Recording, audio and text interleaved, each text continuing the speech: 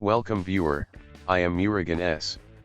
This video tutorial describes, fix Microsoft Excel the file couldn't open in protected view error.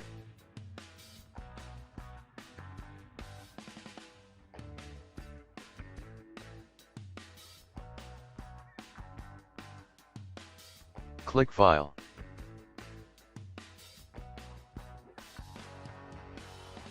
Click More, Options. Click Trust Center. Click Trust Center Settings. Click Protected View. Uncheck 3 options.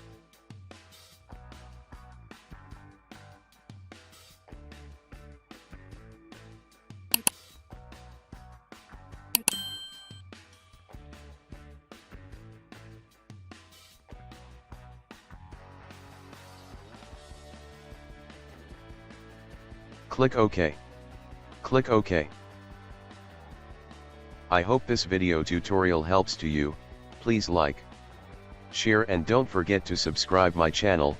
Thank you very much. See you next video.